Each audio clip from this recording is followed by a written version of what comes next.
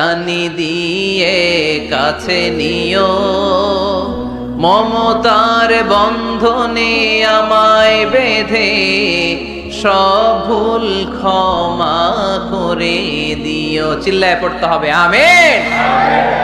এটা কিন্তু একটা দোয়া, যদি আল্লাহ পথ ভুলে যাই পথ দেখায় দিও। প্রতিদিনই কিন্তু এই দোয়াটা পড়ি সূরা ফাতিহায়, ইহদিনাস সিরাতাল, সবাই বলেন ইহদিনাস সিরাতাল, ও আল্লাহ show us the right path, show us the correct path, show us the straight path।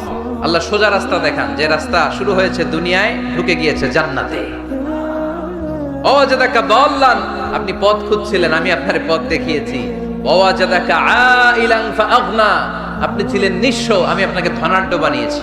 তাফসিরে এসেছে ফাআগনা বিখাদিজা, আমি খাদিজার সাথে বিয়ে পড়াইয়া দিয়ে আপনারে ধনী বানাইয়া দিয়েছি। আল্লাহ রাসূল সাল্লাল্লাহু আলাইহি ওয়াসাল্লাম খাদিজা রাদিয়াল্লাহু তাআলা আনহার ব্যবসায় কাজ করতেন। আল্লাহ রাসূল সাল্লাল্লাহু আলাইহি ওয়াসাল্লামের আমানতদারিতায় মুগ্ধ হয়ে আম্মাজান খাদিজা বিয়ের প্রস্তাব পাঠালেন। বিয়ে হয়ে গেল, আরশের উপর থেকে আল্লাহ সাইয়েদানা খাদিজাকে সালাম পাঠালেন।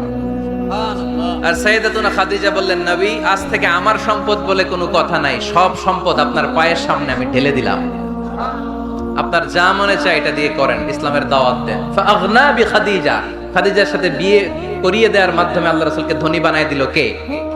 তার মানে তিনটা রিমাইন্ডার দিলেন। এক নম্বরে আপনি এতিম ছিলেন, লালন পালনের ব্যবস্থা করলাম। আপনি পথ খুঁজছিলেন, আমি আপনার সঠিক পথের দিশা দিয়ে দিলাম। আপনার টাকা পয়সা ছিল না, আমি আল্লাহ আপনারে ধনী বানিয়ে দিলাম। সুবহানাল্লাহ পড়েন। এবার তিনটা কর্মসূচি কয়টা?